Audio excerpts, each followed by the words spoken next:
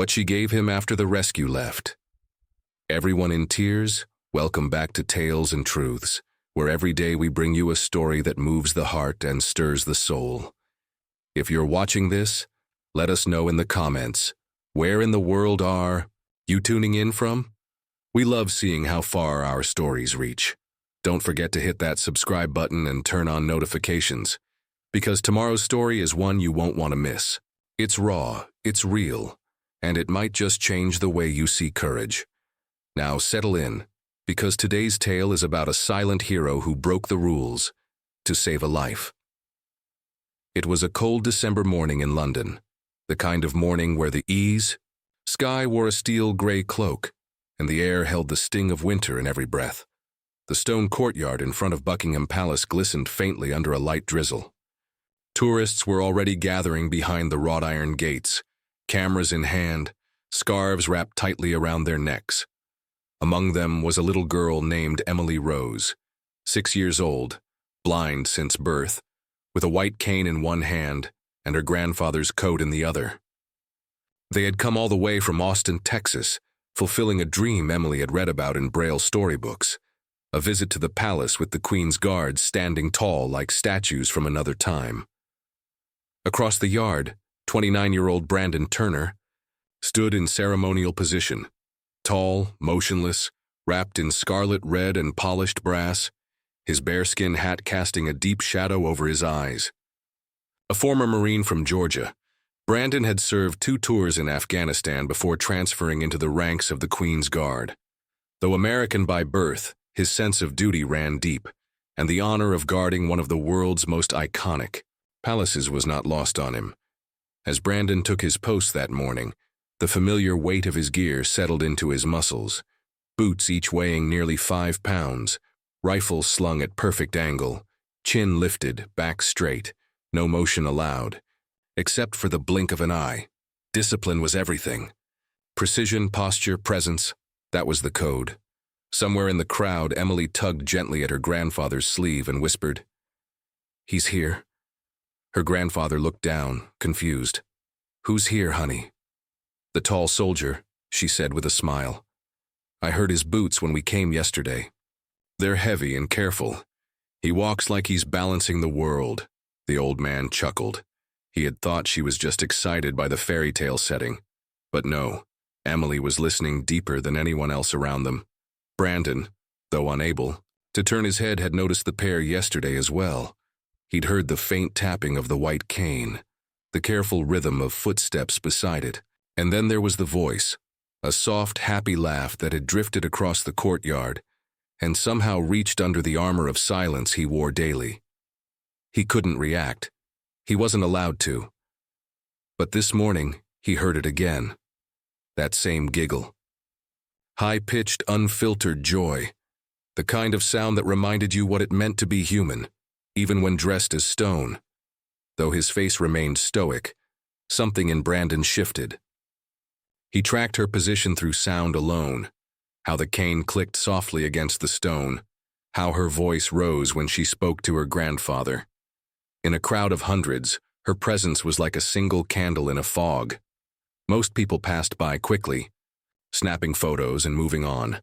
But Emily lingered. She stayed near the edge of the ropes, facing him, though she couldn't see. She stood still and listened. Just listened. "She said he sounds warm," her grandfather whispered to a nearby tourist, half laughing, half wondering what that meant. "She says she can feel it in the air around him. Warmth, from a man trained to be immovable. A man whose role was not to feel but to embody tradition. And yet, that one child who saw nothing with her eyes saw more than anyone else that day. And Brandon, though still as marble, would remember her laughter long after his shift ended. He didn't know it yet, but fate was about to test both his training and his heart, in a way he had never expected. The clock on the palace wall struck 10:32 a.m. Brandon didn't blink. His posture was still flawless, just as he'd trained it to be. Elbows tucked, heels aligned, rifle held firmly against his shoulder. But in the corner of his vision, just past the ornate gate, something shifted in the rhythm of the morning. It began with a sound. Not the usual buzz of tourists or traffic, but a sharp mechanical pop, then another, then a hissing noise. Across the street from the palace, a small cafe, one of those cozy corner spots tourists loved, let out a plume of gray smoke from its side vent. At first, no one noticed. Then came the flames. They licked up from behind the building, hungry and fast. Brandon's eyes didn't move, but his breath shortened. The fire spread along the rooftop awning like gasoline on paper. The building groaned under the weight of heat. Within seconds, the sky above it had turned charcoal black. The first scream came from a woman holding a stroller. Then chaos. Crowds that had been calm only minutes earlier now surged like a panicked tide. Tourists grabbed their children, turned, their backs on their selfie sticks, and started running in every direction. The smell of burning plastic and wood filled the air like a punch to the lungs. Brandon remained still.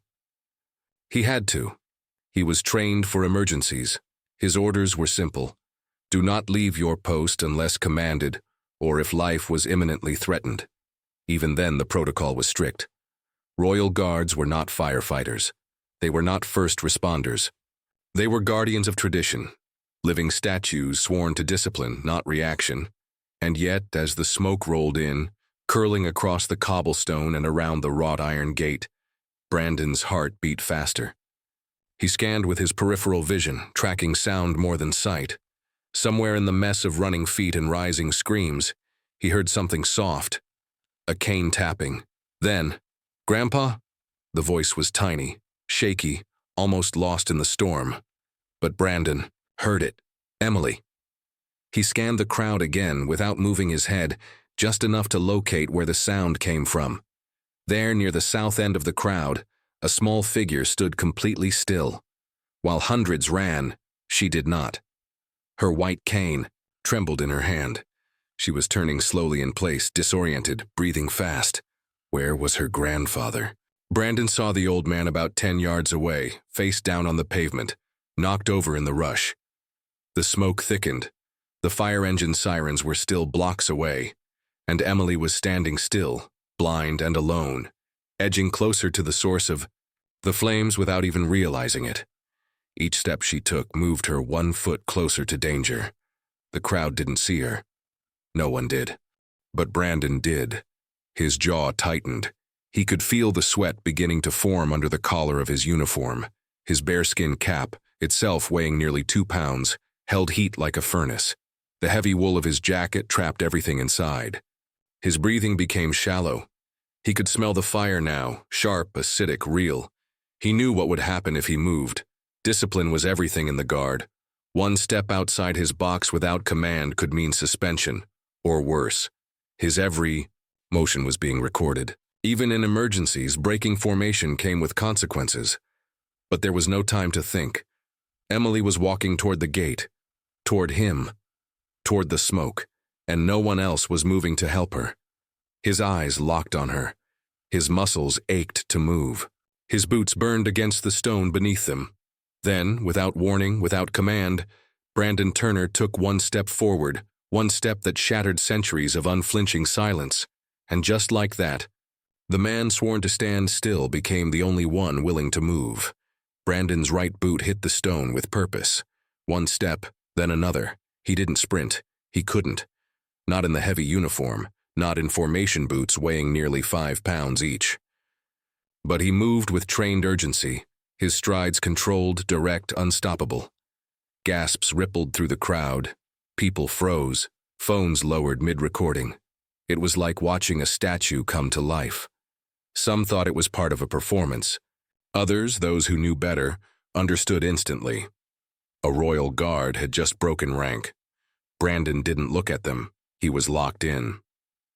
His eyes stayed on Emily. The little girl had made it past the outer rope, walking steadily with her white cane, unaware that the fire was now less than 50 feet away.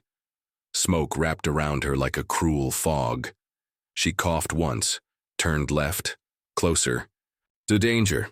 Brandon picked up pace, boots pounding the cobblestone with dull thuds. His rifle still slung tight, arms pumping as much as the tight ceremonial jacket allowed. The heat hit harder now. The fire had jumped from the cafe awning to the side wall. Bits of ash rained down like dark snow. The sky above the palace darkened, in a thick gray haze. Sirens grew louder but still too far, and there she was, 6 years old, barely 40 pounds, facing the wrong way with her arms outstretched, whispering, "Grandpa?" Brandon didn't hesitate. He dropped to one knee, scooped her up with both arms, and turned on his heel. The sudden movement jolted Emily. She gasped, panicked. "Who?" "It's okay," Brandon said quietly, voice low but calm. "I've got you." Her little hands clutched his collar. "You're the warm soldier. That nearly broke him." He pulled his bearskin cap down slightly to shield her face from the smoke. It smelled of burning fabric and plastic, thick, sour, and dangerous. His eyes stung, but he kept moving. Brandon's body screamed in protest. The heat inside his uniform was suffocating. His wool jacket soaked through with sweat. His vision blurred for a second as a wave of dizziness swept over him. But he gritted. His teeth adjusted his grip on Emily and pushed forward. People began clearing a path as he approached. Some clapped. Some filmed. Others simply moved in stunned silence as the unthinkable unfolded before them. A man trained to never react, now moving like a father protecting his own child. The gate opened. Emergency security had been alerted, and 2 palace guards stepped forward. One reached out, but Brandon shook his head. "I'm taking her all the way," he said firmly. Another 40 feet. 30. Emily laid her head against his shoulder. "You sound like home," she mumbled. His throat tightened. "You're safe now." Last, they reached the secure line near the royal barracks where medics were waiting. Brandon gently passed Emily into their care. "Her grandfather's near the outer fence," he said hoarsely. "Fell during the rush. We'll get him." A medic assured. Brandon nodded, but his knees buckled. He dropped to the ground, chest heaving. The heat, the weight, the adrenaline, it all came crashing down. Within seconds, he was surrounded by fellow guards, one of them already radioing in the event. Brandon looked up at the palace silhouette behind the smoke and thought, "Did I just end my career?" But even as the fear crept in, a single voice echoed in his ear. "You're the warm soldier." And he knew, some rules are meant to bend when humanity calls. The next morning, the skies over London were clear, but the storm brewing behind palace walls had only just begun. Brandon sat in full uniform, minus his bearskin cap, inside a quiet chamber off the main barracks. A cup of tea sat untouched beside him, steam curling upward like the smoke he'd walked through less than 24 hours earlier. Across the table sat Captain Ellison, a strict man known for keeping protocol tighter than the stitching on their uniforms. A second officer sat beside him, scribbling notes. A red folder lay open, Brandon's incident report already filed. "The footage has gone viral," Captain Ellison said flatly, sliding over a tablet. Brandon glanced at it. A paused frame showed him carrying Emily through the smoke, her tiny hand clutching his collar, his uniform smudged with ash, his eyes locked on something far beyond the crowd. Below the image was the headline, "The guard who broke rank to save a child." Brandon said nothing. "You disobeyed standing orders," the captain continued. "You abandoned your post during active ceremonial duty. That's a court-martial, offense under the guard's code." "I know," Brandon replied quietly. "You acted without clearance, outside of command structure, and in a way that could have endangered others." "I also saved her life," Brandon said, finally looking. The captain hesitated. That was the part no one could deny. If he hadn't stepped in, Emily could have died. Brandon didn't regret it, not for a second, but he understood what his choice meant. Their duty wasn't just physical, it was symbolic. They stood not for themselves, but for a nation, a crown, a legacy. They weren't allowed to flinch, to speak, to act on instinct. They were trained to be still when others ran, to guard when others faltered. But yesterday, for a moment, Brandon had chosen humanity over formality. Now the question was, would the military punish him or honor him? Outside the chamber, things were already shifting. The video had gained over 18 million views overnight, shared by celebrities, veterans, and parents alike. Comments poured in from across the US and UK. Warm soldier was trending. That guard showed more heart than 100 politicians. My son's in the Marines. He says this guy did what any soldier would do, protect the innocent. Protocol matters, but not more than a child's life. Still, inside the palace, traditions held weight. Captain Ellison sighed and leaned forward. There's talk of administrative leave, possibly reassignment. You may face formal reprimand. Brandon nodded. Understood. And yet, the captain continued, softer now. I have a granddaughter. She's 7. When I saw that video, I couldn't stop thinking what I'd want someone to do if it were her. Silence hung in the room like a verdict not yet spoken. Then, the door opened, and a palace aide stepped in. Sir, you'll want to see this, he said, handing over a letter sealed with the royal crest. The captain opened it. His eyebrows rose slightly as he read. Then he looked up at Brandon. You're to report to the palace gardens at 2 p.m. today. Informal attire, no weapons. Brandon frowned. What for? The Queen's representative will be meeting you, the captain said slowly.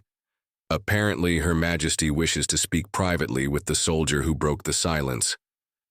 Brandon's heart thudded once, heavy, uncertain. This wasn't over. It was just beginning. The sun was starting to dip low, over the horizon, casting golden light across the manicured hedges of the royal garden. It was a peaceful contrast to the chaos Brandon had walked through just a day earlier. The air smelled of trimmed grass and old stone, and somewhere nearby, a fountain trickled gently. Brandon stood in his off-duty uniform, simple navy slacks, white shirt and polished shoes, no rifle, no bearskin cap, no formation, just a man waiting with questions and no idea what came next. He adjusted his cuff nervously. Then came the soft sound of footsteps. He turned, and there she was. Emily Rose, wearing a yellow dress, her white cane tapping softly beside her. Her grandfather followed just behind, one hand on her shoulder. A royal aide stood at a respectful distance, nodding to Brandon but saying nothing. Emily walked slowly, but deliberately toward him. Her tiny hands reached into the little satchel across her chest. I made you something, she said. Brandon knelt to her level, heart full, eyes burning. She pulled out a thick white card, edges slightly bent from being clutched so tightly. On its surface were tiny raised dots, Braille. Along the bottom, a simple child's drawing in crayon. A stick figure in red with a tall black hat, holding hands with a little girl beside fire and smoke. Brandon took the card like it was made of glass. What does it say? He asked softly. Emily smiled. It says, Thank you, warm soldier. You walked when no one else would. His throat tightened.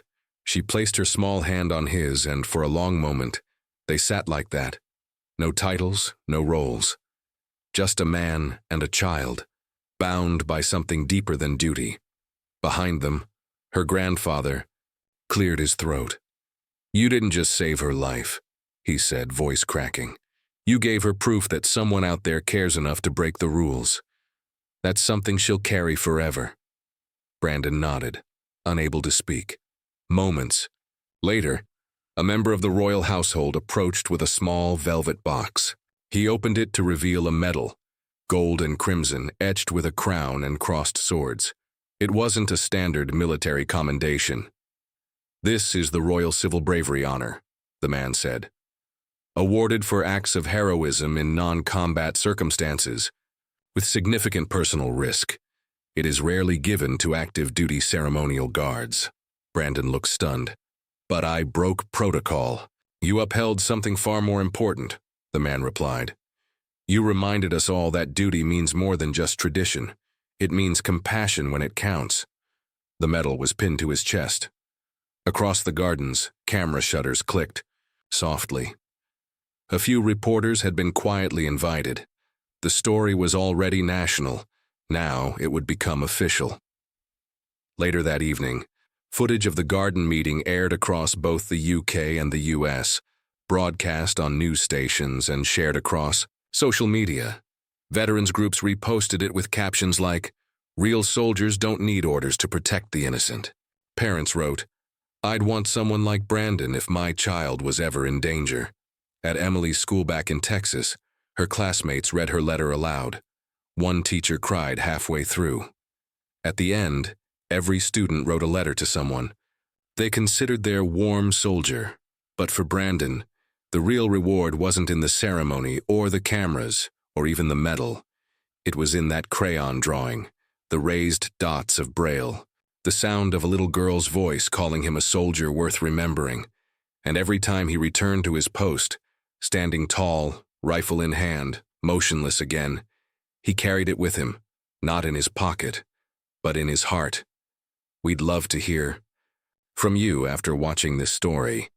What would you have done in Brandon's place? Would you have broken the rules to save a life, even knowing the consequences? Stories like this remind us that real courage doesn't always come from grand gestures, but from quiet, human choices made in moments of crisis. Tell us in the comments, where are you watching from, and what did this story mean to you? Have you ever witnessed someone do something brave when it wasn't easy? Or have you been that person for someone else? Whether you're a veteran, a parent, or simply someone who believes in doing what's right, your voice matters here. We read every comment, and we're building a community of people who still believe in honor, empathy, and everyday heroism. If Brandon's story moved you, leave a message below. Let's talk about the rules we follow, the ones we bend, and the values we hold close, no matter where we're from. And remember, tomorrow's story is one you won't want to miss. So hit that subscribe button and stay with us on Tales and Truths, where stories come to life and hearts find their voice.